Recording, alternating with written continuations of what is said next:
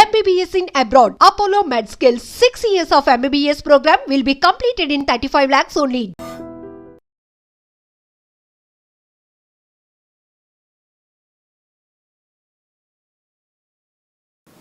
రేవంత్ రెడ్డికి మీద తీన్మార్ మల్లన్న ఏం చేస్తాడు? ఇప్పుడు రాష్ట్రానికి మాత్రమే పరిమితమవుతాడా? దేశవ్యాప్తంగా కూడా ఈ పోరాటం జరగాల్సినటువంటి అవసరం ఉందా? ఇది ఒక్క రాష్ట్రం పంచాయతీ కాదు. ఈ క్యాస్ట్ సెన్సస్ అనేది ఒక రాష్ట్రం పంచాయతీ కాదు, ఇది మొత్తం దేశం పంచాయతీ. ఈ దేశంలో రాహుల్ గాంధీ గారి ఆలోచన ఏదైతే ఉందో అది ఇంప్లిమెంట్ అయితే ఈ దేశం ఇంకా శరవేగంగా అభివృద్ధి చెందుతుంది. కాకపోతే మీరు ఇప్పుడు కాంగ్రెస్ పార్టీలో లేరు, మిమ్మల్ని సస్పెండ్ చేశారు. లేకపోయినప్పటికీ రాహుల్ గాంధీతో కలిసి పని చేస్తారా మీరు? ఆయన ఆలోచన నచ్చింది నాకు. రాహుల్ గాంధీ గారి ఆలోచనతో నేను ఎప్పుడు విభేదించలే. It's a great personality. ఆయన ఆలోచన ఇంప్లిమెంట్ కావాలని కోరుకుంటా ఉన్నా. ఇప్పుడు కాంగ్రెస్ పార్టీలో ఆయన ఆలోచన చాలా గొప్పగా ఉంది, నేను అతన్ని అభిమానిస్తా. ఇప్పుడు లాలూ ప్రసాద్ యాదవ్ ఉన్నాడు, మహిళా బిల్లులో బీసీల వాటా లేదని చెప్పి వ్యతిరేకించిన ఆయన్ని అభిమానిస్తా నేను.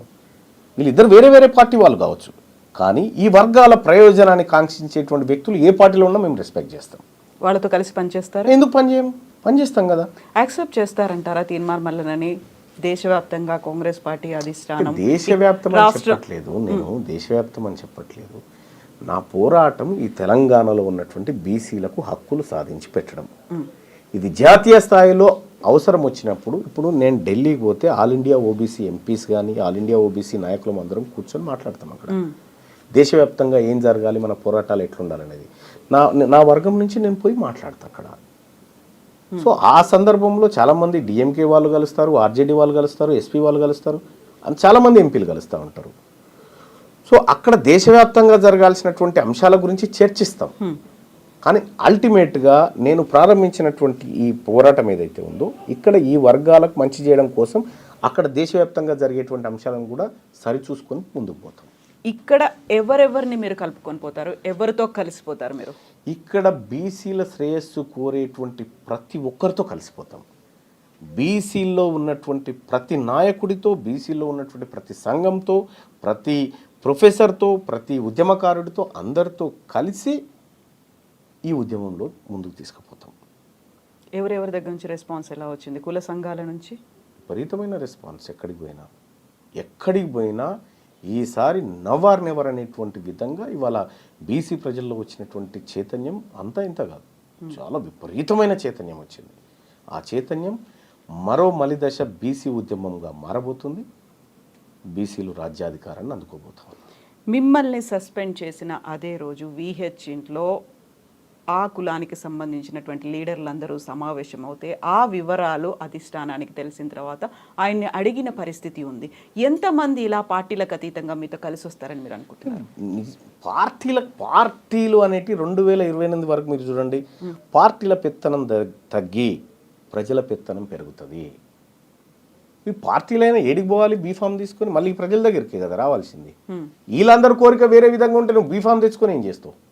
అక్కడ 100% అవుతారండి. ఆ డౌట్ బీసీలకు లేదా? ఆ డౌట్ ఏకమవుతున్నామనేటువంటి ఆనందం బీసీలలో ఉంది. ఏకమవుతున్నామనేటువంటి ఆనందం బీసీలలో ఉంటే కొంతమందికి సహజంగా వీళ్ళు ఏకమవు నచ్చినటువంటి వాళ్ళు ఏకమవుతారా, ఈ కలుస్తారా, వీళ్ళకి పంచాయతీ ఉందనేటువంటి వాళ్ళు సహజంగానే చేస్తారు. ఇన్నేళ్ళుగా చేసుకుంటూ వచ్చింది అది. ఇవాళ బీసీలమంతా ఏకమైనం కాబట్టే ఎమ్మెల్సీ ఎన్నికల్లో 25% మంది బీసీలను మా ఉద్యమం వైపు తిప్పి 5,200 ఓట్లు 24,000 సంపాదించగలిగినాం. బీసీలమంతా ఒక్కటైనం కాబట్టే ఇవాళ 60,000 ఓట్లను అక్కడ కరీంనగర్ పట్టభద్రుల ఎమ్మెల్సీ ఎన్నికల్లో సాధించగలిగినాం. ఇలా బీసీల నుంచి ఆకాంక్ష వచ్చింది కాబట్టే 5 ఎమ్మెల్సీ స్థానాల్లో 3 అనివార్యంగా బీసీలకు ఇవ్వాల్సినటువంటి పరిస్థితి క్రియేట్ చేయగలిగినాం. మీరు చెప్పినటువంటి ఆ 3 ఏళ్ల కాలం సరిపోతుందంటారా? సరిపోతుందండి, సరిపోతుంది. ఒకప్పుడు మనకు ఢిల్లీ ఎర్రకోట మీద జెండా ఎగిరేస్తే 3 రోజులకు మనకు ఇక్కడికి అది మెయిల్ ద్వారా వచ్చి ఆ ఫోటో పత్రికల్లో ముద్రించి 3 రోజులు పట్టేది. ఇవాళ వాట్సాప్, ఇవాళ సోషల్ మీడియా, ఇవాళ అవేర్నెస్ చేసుకోవడానికి అరక్షణంలో ఈ తెలంగాణ రాష్ట్రంతో కనెక్ట్ కావచ్చు. అటువంటి టెక్నాలజీ ఉన్నటువంటి ఈ రోజుల్లో ఖచ్చితంగా 3 ఏళ్ళు కూడా ఎక్కువే. ఇప్పుడు ఇంతమంది సీనియర్ లీడర్లు ఉన్నారు, బీసీలకు సంబంధించి కుల సంఘాల నేతలు ఉన్నారు, ఇంతమంది. తీన్మార్ మల్లన్న ఒక యువకుడు, వాళ్ళందరికంటే చిన్నవాడు, రాజకీయాల్లోకి కొత్తగా వచ్చినవాడు అనుకోవచ్చు. సో సపోర్ట్ చేస్తారా? కలిసి వస్తారా మీతో? ఇప్పుడు బిర్సా ముండా అని ఒక ఆదివాసీ యుద్ధ వీరుడు ఉన్నాడు. 21 ఏళ్ళకే అతన్ని చంపేశారు. కానీ వాళ్ళ బిర్సా ముండా చనిపోయి కొన్ని దశాబ్దాలు అవుతా ఉంది. ఆ యోధుడి పోరాటాన్ని స్మరించుకుంటూ ఆ జాతులన్నీ నివాళులర్పించి ఇవాళ భారతదేశమే, భారత ప్రభుత్వమే ఆయన గుర్తింపునిచ్చి కార్యక్రమం చేస్తూ ఉంది. ఏజ్ ఏంది నాకు అర్థం కాదు.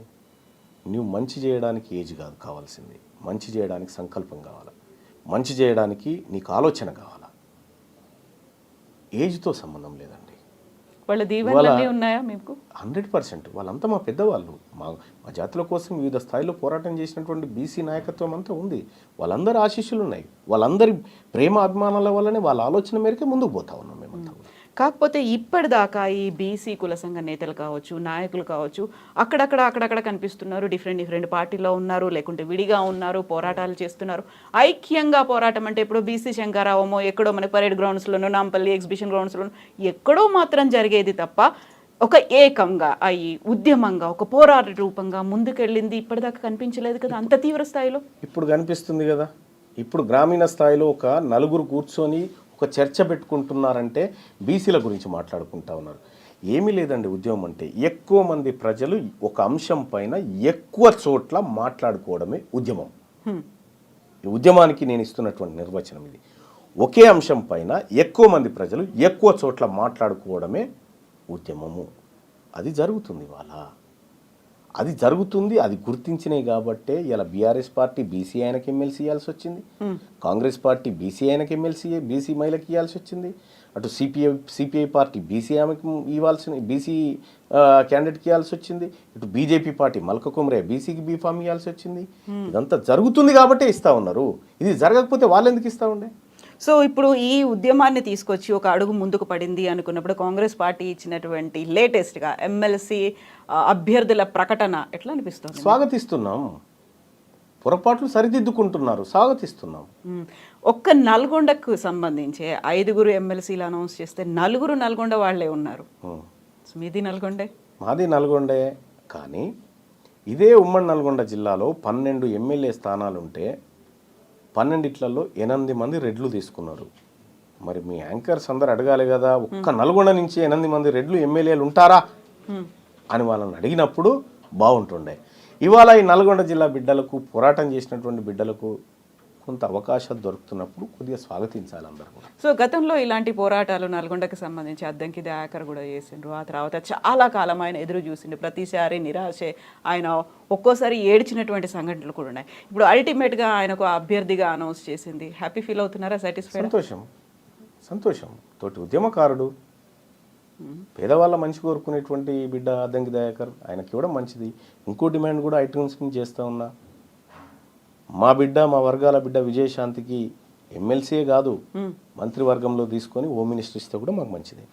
అయితే ఆమె ఇంతకాలం ఎక్కడుంది? అసలు కనిపించలేదు. ఆమెకి సడన్ గా పాపప్ అయ్యారు, పేరు వచ్చింది, ఆయన క్యాండిడేట్ గా అనౌన్స్ చేశారు అనేటువంటి వాదన కాంగ్రెస్ లోనే వినిపిస్తుంది. ఒక విషయం చెప్తా ఉన్నా, విజయశాంతి గారు కనిపించకుండా పోయారు. ఆమె పోరాటం చేసినప్పుడు ఎక్కడున్నారండి?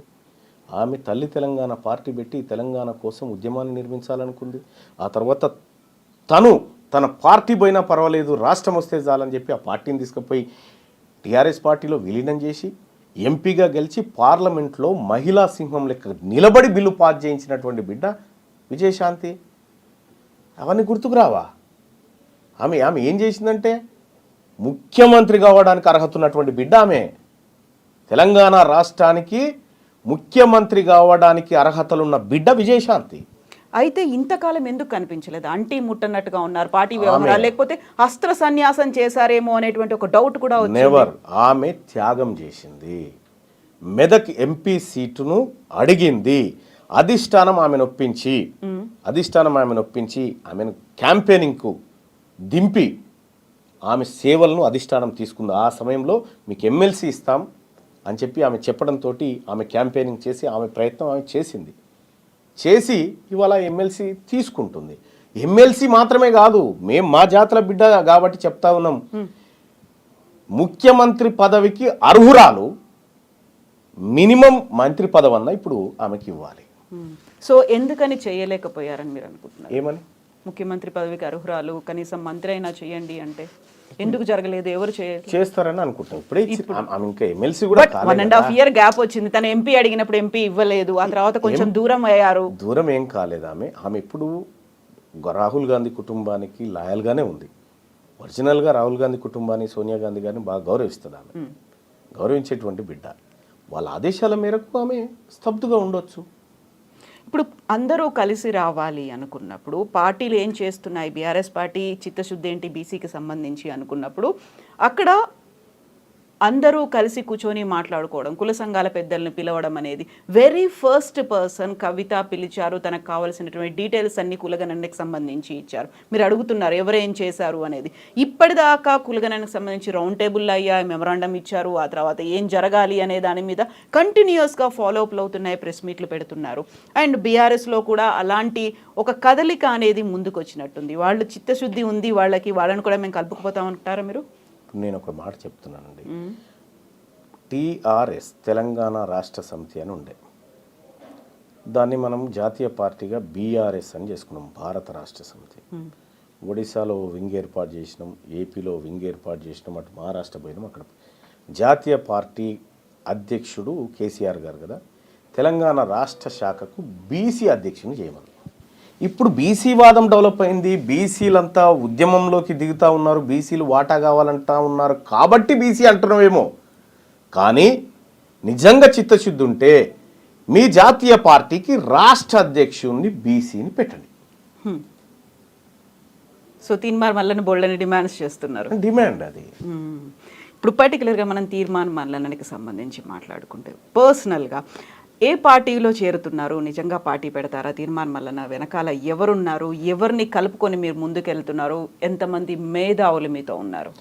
ఇప్పుడు నా సస్పెన్షన్ తర్వాత మీడియా విపరీతంగా జనసేన పార్టీ అధ్యక్షుడు అవుతున్నాడు మల్లన్న అని, తెలుగుదేశం పార్టీ అధ్యక్షుడు అవుతున్నాడు మల్లన్న అని, సొంత పార్టీ పెడుతున్నాడు మల్లన్న అని, బీజేపీలో చేరుతున్నాడు మల్లన్న అని, మీ వెనకాల బీఆర్ఎస్ పార్టీ కూడా ఉంది, వాళ్ళు కూడా ఫోన్లు చేస్తున్నారు అనేది విషయం ఏంటంటే ఈ అన్ని వాళ్ళు అనుకున్నటువంటి అంశాలు. నేను మొన్న సోమాజిగూడ ప్రెస్ క్లబ్లో మీటింగ్ పెట్టిన పిదప చెప్పిన క్లియర్గా, నేను బీసీ ఉద్యమాన్ని నిర్మించేది ఉంది, బీసీల్లో మరింత చైతన్యవంతం చేసి వాళ్ళని కథన రంగంలోకి తీసుకొచ్చేటువంటి పని ఉంది. నేను ఏ పార్టీలో చేరడానికి ఈ కార్యక్రమాలు చేయట్లేదు, ఏ పార్టీలో చేరనిప్పట్లు అని చెప్పిన. పార్టీ పెడుతున్నారా?